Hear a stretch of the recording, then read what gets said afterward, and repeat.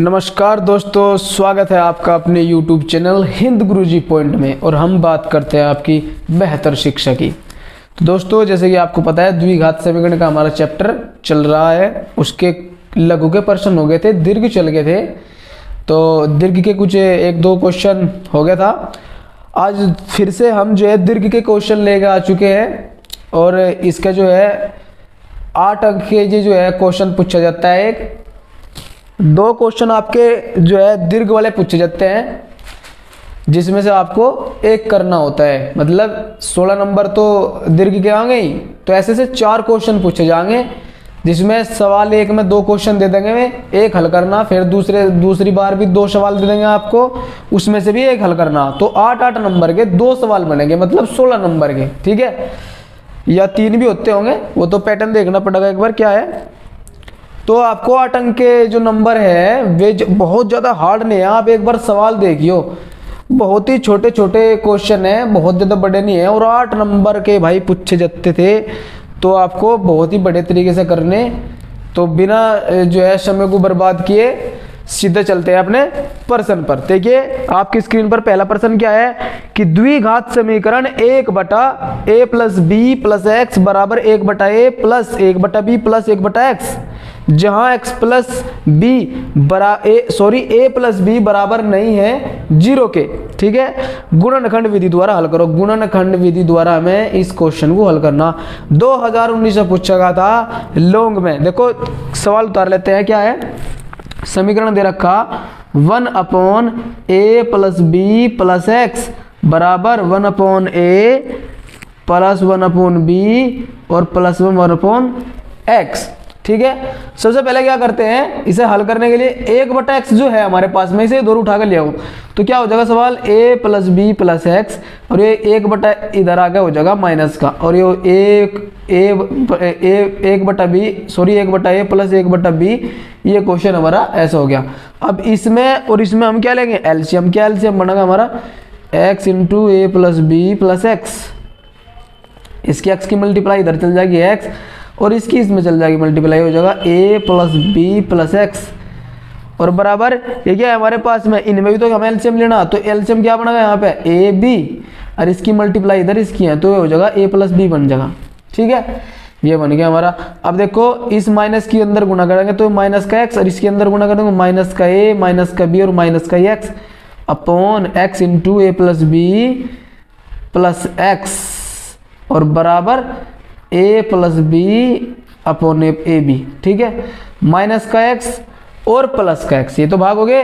अब इन दोनों में से क्या बच गया, माइनस का a माइनस का b। अगर मैं माइनस कॉमन ले लूँ तो बन जाएगा a प्लस b, और बटे में x into A plus B plus x बराबर a प्लस बी और बटे में ए बी। ठीक है, ये ए बी है, a प्लस बी, ये भी भाग हो गया, भाग हो जाएगा ना। अब क्या बचा हमारे पास, बच गया माइनस का 1/x इंटू, लिख लेते हैं माइनस का 1/x into A plus B plus X, और बराबर यहाँ बच गया 1/a इंटू बी। ठीक है, उसके बाद इसे आगे बढ़ा लेते हैं थोड़ा सा। अब क्या करना, इसकी मल्टीप्लाई तो इसमें चल जाएगी, तो क्या हो जाएगा माइनस का ए बी, और इसकी पूरे की मल्टीप्लाई इसमें चल जाएगी, x into A plus B plus x. ये बन गया। अब इसे a की तरफ कर लो, माइनस का ए बी को उठा के इधर ले आओ, तो क्या हो जाएगा सवाल a plus B plus X, और ये हो जाएगा प्लस का ए बी, और बराबर क्या हो जाएगा हमारा 0। भाई माइनस का ए बी इधर आ गया ना, तो क्या हो जाएगा 0 हो जाएगा, यहाँ पे आ गए हो, बराबर 0 हो गया। यहाँ पे माइनस का ए भी इधर जाएगा, प्लस का हो गया, बराबर क्या रह गया हमारे पास में 0। अब देखो जो x है हमारे पास, इसके अंदर गुणा करो, x की गुणा में a गई तो ax, b की गुणा x में गई तो bx, और x की गुणा x में गई तो x स्क्वायर, और ये हो जाएगा प्लस का ए बी जो का तो बराबर 0।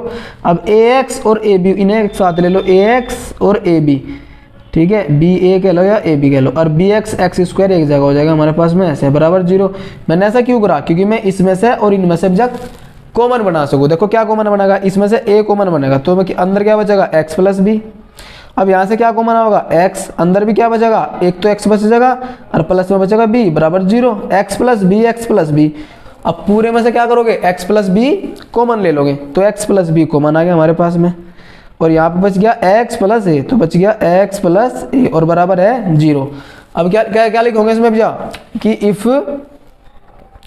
इफ x प्लस ए बराबर 0 देन x बराबर माइनस का a। फिर दूसरी बार x प्लस बी बराबर 0 देन x बराबर माइनस का b। ये हो गया हमारा गुणनखंड विधि से समीकरण का हल। x का मान 1 तो आया माइनस का 1, माइनस का a, 1 आया माइनस का b, यही हमारा आंसर है भाई। ये समीकरण का हल हो गया भाई, समझ में आ गया। ये प्रश्न होता है आपका समाप्त। चलिए नेक्स्ट क्वेश्चन पे चलते हैं। अब नेक्स्ट क्वेश्चन देखो आपकी स्क्रीन पे क्या रहा। नेक्स्ट क्वेश्चन क्या कह रहा है कि यदि समीकरण एक्स स्क्वायर प्लस के एक्स प्लस 64 बराबर 0 और x square minus 8x plus के बराबर 0 वास्तविक मूल रखते हैं, ये कह रहा कि इन दोनों के जो मूल आएंगे लिखने का समीकरणों के वो वास्तविक है, कह दिया उसने इस बात को। तो k का मान बताओ धनात्मक, k का धनात्मक मान ज्ञात कीजिए, ये कह रहा। ठीक है चलो जी दे लेते हैं, क्या कुछ दे रखा समीकरण लिखते हैं हम, कह देंगे दिया है समीकरण। क्या है पहला सवाल, एक्स स्क्वायर प्लस के एक्स प्लस 64 बराबर 0। एक है एक्स स्क्वायर माइनस के 8x प्लस का के बराबर 0। ये हमारे पास में क्वेश्चन है। ठीक है, उसने क्या कहा कि इन दोनों के जो है मूल जो है वो वास्तविक है, वास्तविक रखते हैं ये मूल। तो हमें के का मान बताना, तो सबसे पहले तो क्या करना पड़ेगा, हमें मूल ही देखने पड़ेंगे कि मूल क्या है इसके, वास्तविक है कैसे है, किस हिसाब से बनेंगे, और के का फिर धनात्मक मान निकल लेंगे। तो मूल वास्तविक है या कैसे है सब पता करने के लिए क्या सूत्र है, सूत्र ये है सबसे पहले तो इन दोनों समीकरणों की तुलना करनी पड़ेगी। चलो जी समीकरण एक को लेते हैं, या एक है या दो है, तो हम लिख देंगे समीकरण एक की तुलना a x square plus b x plus c बराबर 0 से करने पर। करो तुलना, ए का मान क्या होगा पहले समीकरण में से 1, बी का मान के और सी का मान 64। ठीक है, अब विविक्तिकर का फॉर्मूला, क्योंकि हमें मूल जो है देखने क्या है, विविक्तिकर का क्या है फॉर्मूला, डी बराबर बी स्क्वायर माइनस के 4ac।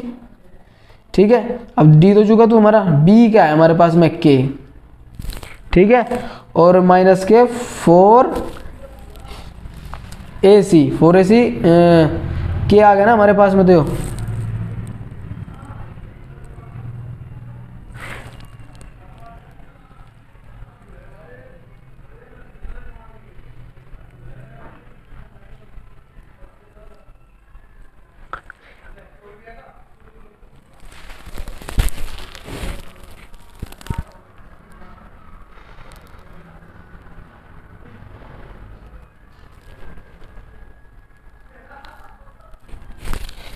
देखो यहाँ से हमें जो है विविक्तिकर हमें D1 मान लेना, क्योंकि हमें समीकरण 2 का भी निकालना, तो समीकरण इसका मान लेंगे D1।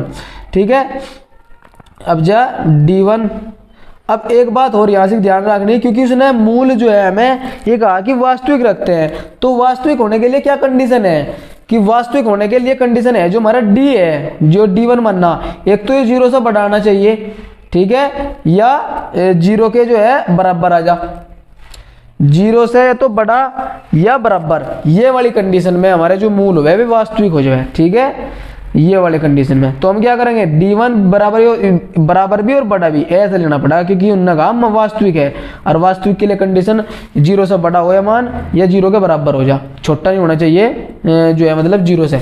ठीक है, तो जब भी तो वास्तविक करेंगे।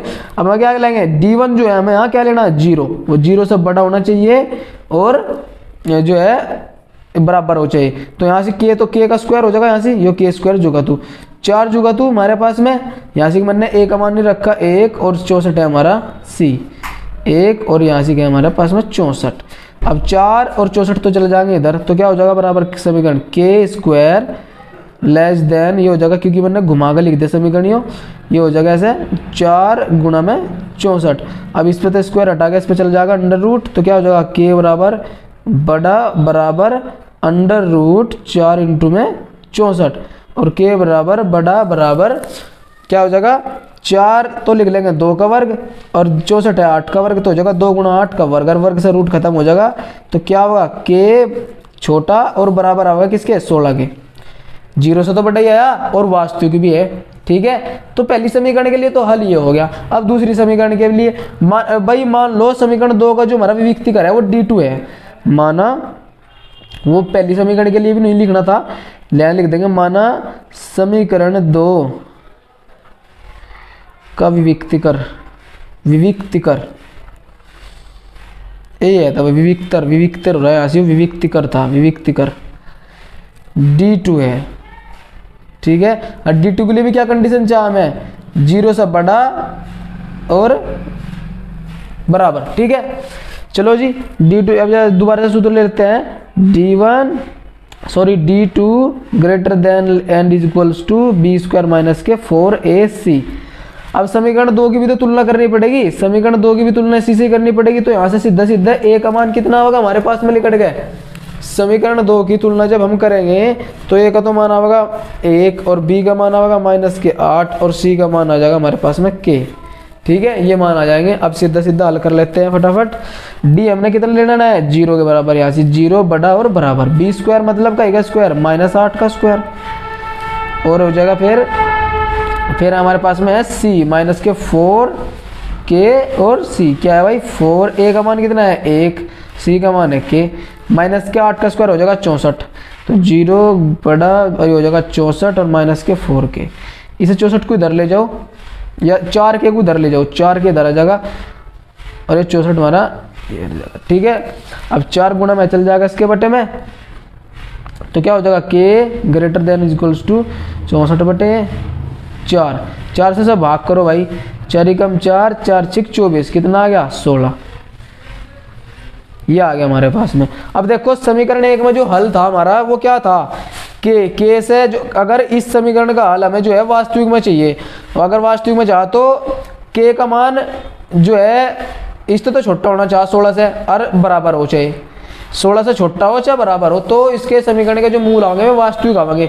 इसमें क्या कहा इस समीकरण के लिए के का मान बड़ा हो 16 से या बराबर हो, लेकिन बराबर तो दोनों में आ रहा है, मतलब बराबर इसमें भी आ रहा है और बराबर इसमें भी आ रहा और धनात्मक भी है, तो के का मान जो है 16 आएगा फिर हमारा सही। ठीक है, तो हम क्या लिखेंगे इसमें समीकरण के हल के लिखेंगे कि दोनों समीकरणों के मूल वास्तविक होंगे यदि के का मान 16 हो, क्योंकि 16 इसमें भी बराबर है, यहाँ से बराबर का चिन्ह और इसमें भी बराबर का चिन्ह है हमारे पास में। तो क्या लिखेंगे कि दोनों समीकरणों के मूल दोनों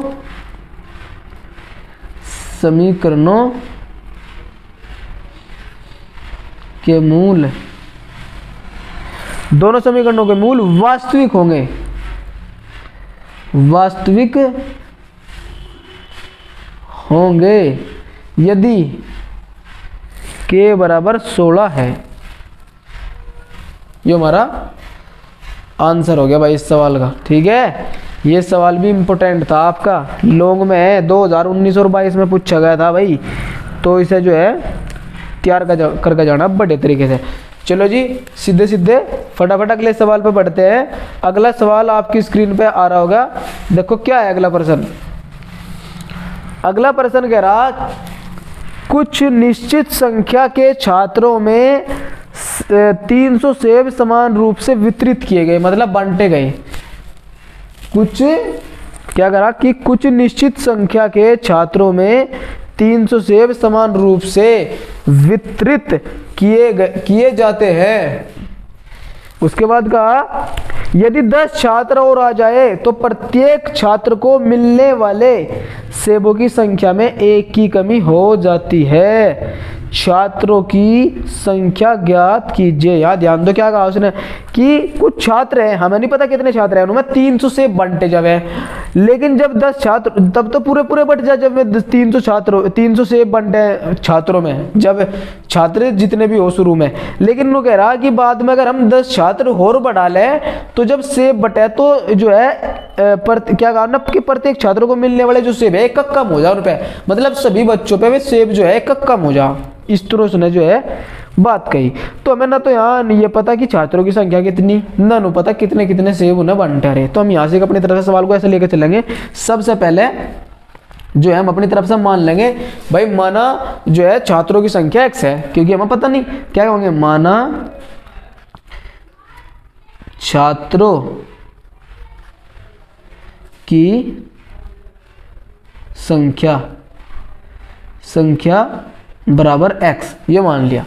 अगर छात्रों की संख्या x है, अब सेबों की संख्या रखी, चलो सेबों की संख्या लिख लो। सेबों की संख्या 300 है ना सेब।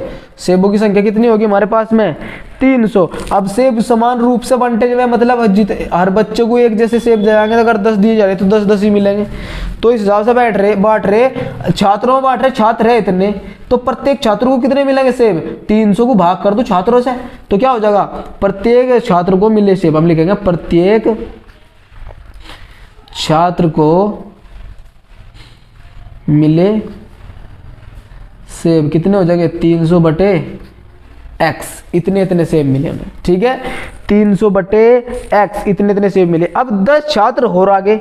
अब नु बताओ छात्र कितने हो जाएंगे, आप जल्दी लिखेंगे ना कि भाई 10 छात्र और आ गए, 10 छात्र और आ गए। अब छात्रों की संख्या, अब छात्रों की संख्या बढ़ जाएगी ना, पहले कितनी थी x, और 10 और बढ़ गया तो कितनी हो जाएगी x प्लस 10। लेकिन जब अब सेब बंटेंगे, अब भी तो सेब बंटेंगे, सेब 300 ही है, तो अब जब देखोगे क्या लिखोगे, प्रत्येक, हम क्या लेंगे, अब प्रत्येक छात्र को मिले सेब, अब प्रत्येक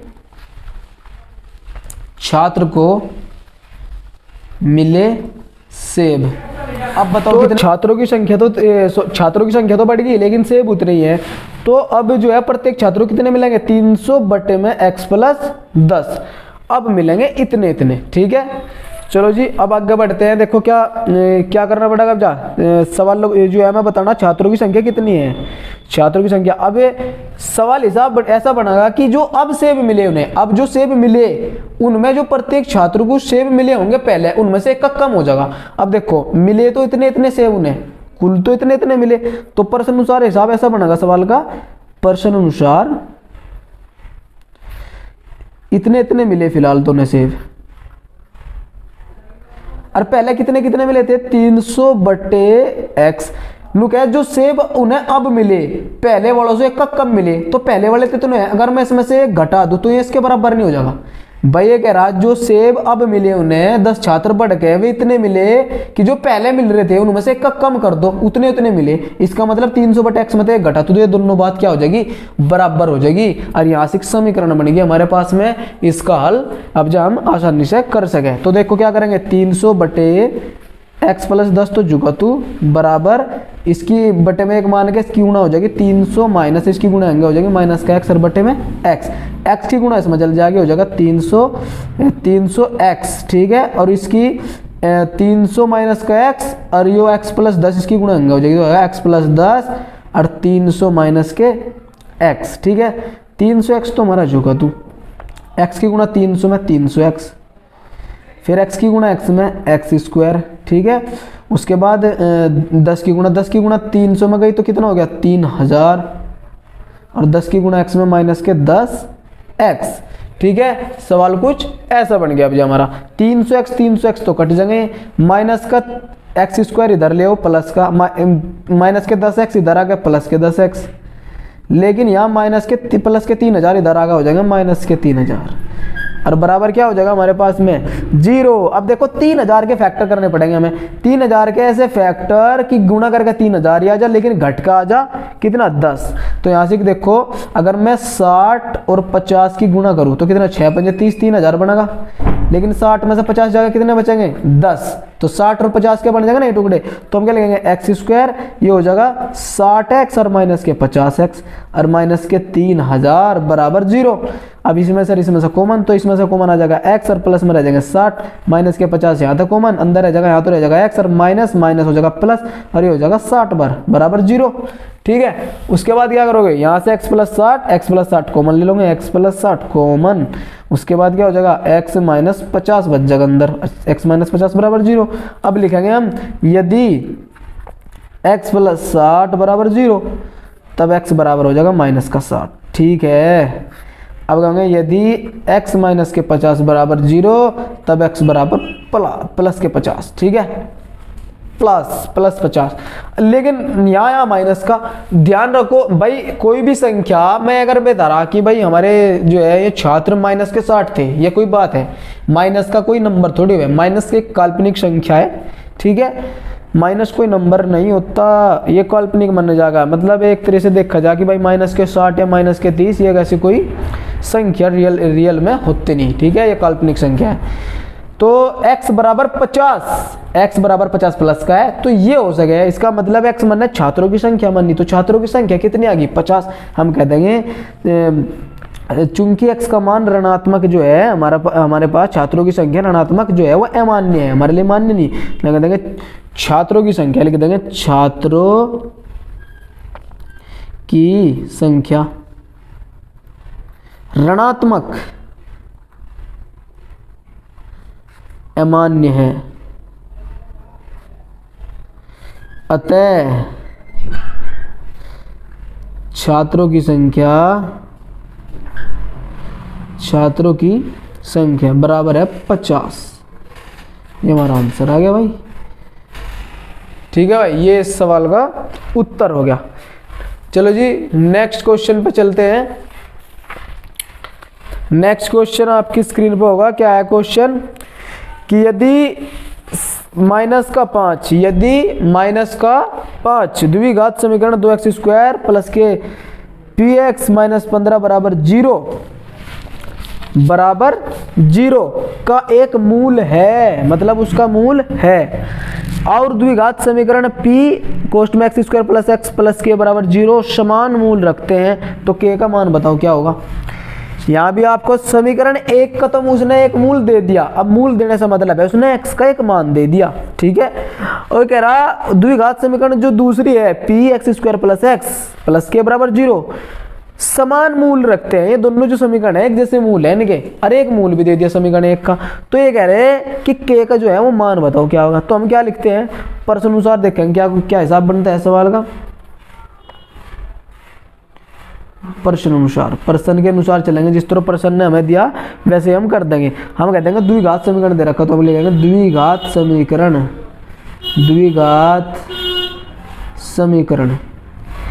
समीकरण पहले वाला ले, क्योंकि उसकी जरूरत है हमें। क्या है 2x² प्लस के px प्लस के 15 प्लस का है ना माइनस का 15 है भाई, माइनस के 15 बराबर 0। अब यहाँ से एक मूल दे रखा, इसका एक मूल दे रखा ने, हम क्या कहेंगे इसका एक मूल जो है का एक मूल माइनस का 5 है, का एक मूल ऐसे लिख देंगे, का एक मूल बराबर -5 है। इसलिए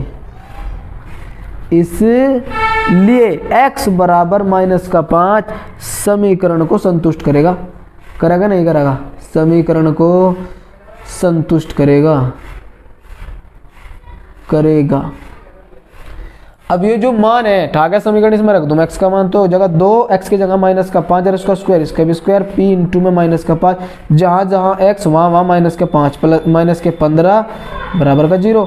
ये हो जाएगा 25 दूनी 50 और माइनस का हो जाएगा 5p और माइनस के ये 15 बराबर 0। 50 में से 15 गए, माइनस का 5p बराबर हो जाएगा। अब प्लस का है, प्लस का घटा के इसमें माइनस का हो जाएगा, इधर पूछा दूंगा तो कितने बचेंगे माइनस के 35, माइनस से माइनस भाग अगर 5 सते 35, p का मान कितना आ गया 7, p का मान कितना आ गया 7 आ गया भाई। अब हमें क्या पता, जब इसके मूल जो है बराबर है, ठीक है, इसके जो मूल हैं वे समान है, और समान देखो समान करना, इसका मतलब विविक्तिकर क्या हो जाएगा हमारा 0 के बराबर। जब मूल समान हो तो विविक्तिकर 0 के बराबर हुए, तो हम क्या लिखेंगे, चूंकि दोनों समीकरण, दोनों द्विघात समीकरण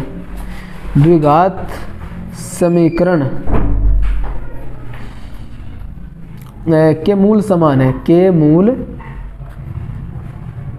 समान है, दोनों द्विघात समीकरण के मूल समान है, तो डी विविक्तिकर क्या हो जाएगा हमारा, विविक्तिकर डी बराबर हो जाएगा 0, क्योंकि मूल समान होने पे विविक्तिकर जो है हमारा वो 0 ले लेगा हमसे। अब ले लो भाई समीकरण ले लो, जो सी समीकरण हमारे पास जो है डी बराबर 0 ले लो, डी का सूत्र क्या हो जाएगा, बी स्क्वायर माइनस के 4ac बराबर 0।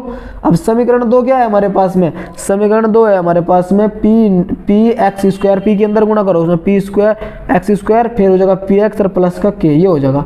अब यहाँ भी पी है, यहाँ भी पी है, यहाँ है हमारे पास में के, पी का मान तो आ रहा है हमारे पास में, पहले मान रख लो, ये तो है हमारा ए यू है, बी यू है, सी और बराबर 0 भी है इसमें, तो बी की जगह रखो पी का स्क्वायर माइनस के 4 इंटू ए की जगह क्या है पी और सी की जगह क्या है के और बराबर 0। पी का स्क्वायर मतलब 7 का स्क्वायर माइनस के 7 रखो, यहाँ भी 4 गुना 7 और इंटू में के बराबर 0, 7 7 49 और ये हो जाएगा 7 चौक 28 और ये हो जाएगा के बराबर के 0। सॉरी यहाँ से देखो ऐसा करा मैंने कि बी स्क्वायर माइनस के 4ac बराबर 0, भाई यहाँ से ए ये तो ए आ जाएगा, यो बी आ जाएगा, यो सी, जब तुलना करोगे a x square plus b x plus c बराबर 0 से जब तुलना करोगे तो ए बी सी के मान आ जाएंगे, ठाका यहाँ रख देंगे बी स्क्वायर माइनस 4ac और डी बराबर ले रखा 0, क्योंकि मूल है समान और समान होने पर डी बराबर 0 ले रहे हैं। ठीक है, तो पी स्क्वायर 4 इंटू मैंने ए बी सी के मान यहाँ रख दिए, पी का मान 7 आ रहा तो मैंने ठाका पी का मान भी रख दिया। अब ये आ गया 49, 7 का वर्ग और 4 से देगा 28 और के जुगा तो बराबर 0, माइनस का 28 के इधर ले जाए तो हो जाएगा सवाल 28 के अरे हो जाएगा 49, अरे गुणा में चला जाएगा इसके बटे में हो जाएगा 49 बटे 28।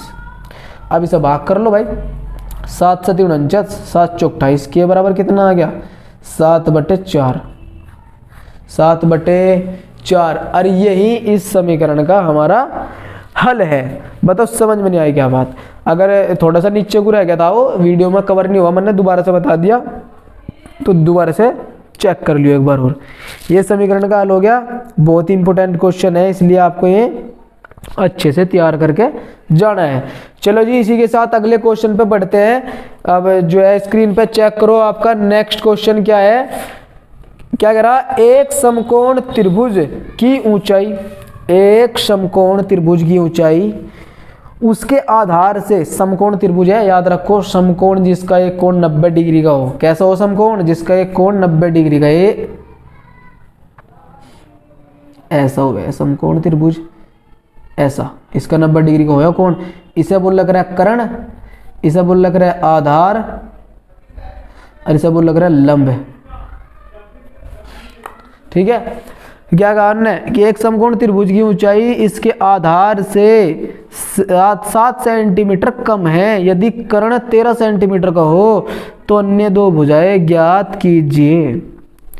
एक त्रिभुज की जो ऊंचाई है उसके आधार से 7 मीटर कम है, न तो हमें आधार पता न हमें कर्ण दे दिया उसने 13 सेंटीमीटर का, न हमें आधार पता न पता उसका ऊंचाई, ऊंचाई मतलब लंब बोल लग रहा है उसे। ठीक है, ये जो है लंब, इसे बोल रहा है ऊंचाई। ठीक है, तो चलो सवाल लेते हैं सीधे सीधे, हम कह देंगे दिया है, दिया क्या है हमें मानना पड़ेगा यहाँ से, पहले तो यहाँ से हम मान लेंगे, पहले माना समकोण, ऐसा मानेंगे माना समकोण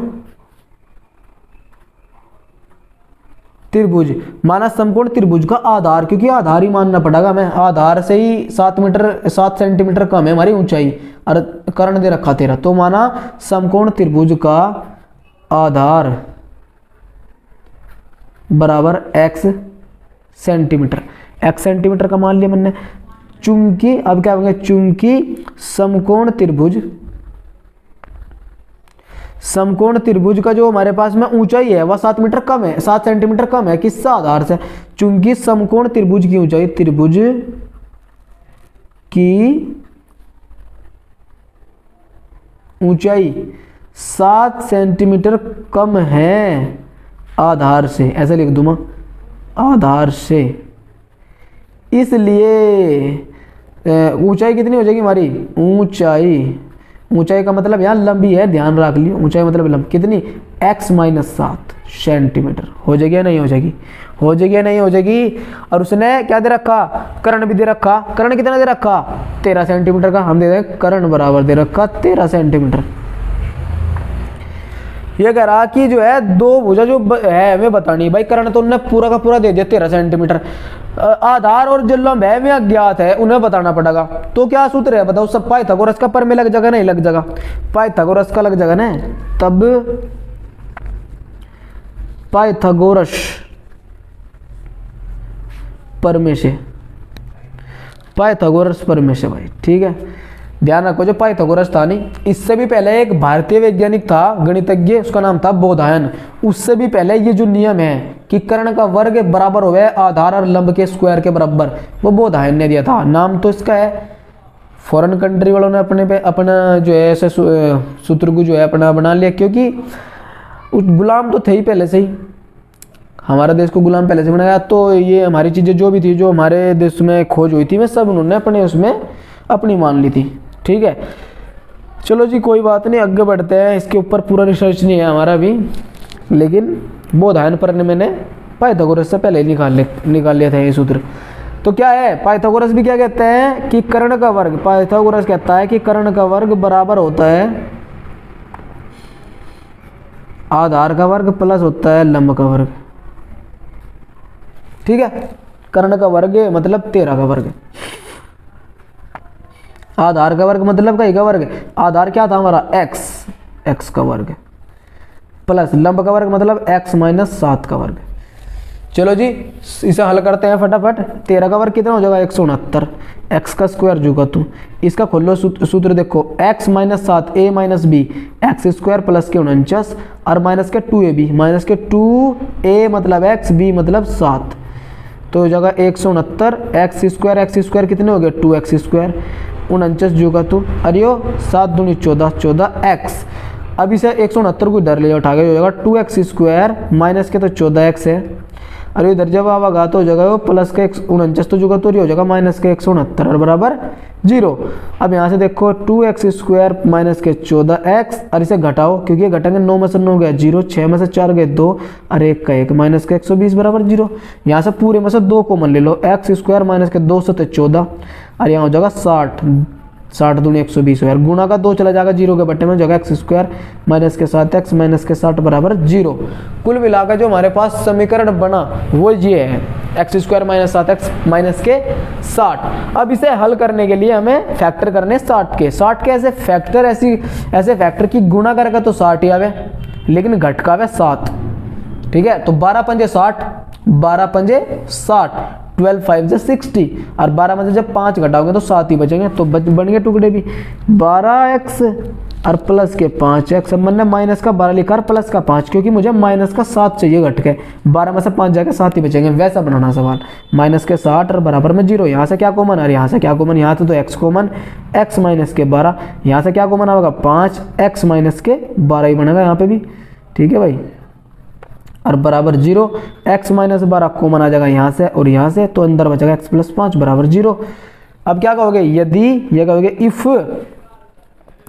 x माइनस 12 बराबर 0, x इक्वल्स टू 12 सेंटीमीटर, और क्या होंगे इफ x प्लस 5 बराबर 0, तो x बराबर माइनस के 5 सेंटीमीटर। और देखो दूरी कभी भी माइनस की नहीं होती, दूरी कभी भी माइनस की नहीं होती। अब यहाँ ले रहा सवाल को, हम क्या लिखेंगे, दूरी कभी भी ऋणात्मक नहीं हो सकती, ऐसे लिखेंगे, क्या लिखेंगे, ऋणात्मक नहीं हो सकती, कभी भी ऋणात्मक नहीं हो सकती, ऋणात्मक नहीं हो सकती। इसलिए चूंकि दूरी कभी भी ऋणात्मक नहीं हो सकती, इसलिए x बराबर 12 सेंटीमीटर समकोण त्रिभुज का आधार आ गया। समकोण त्रिभुज का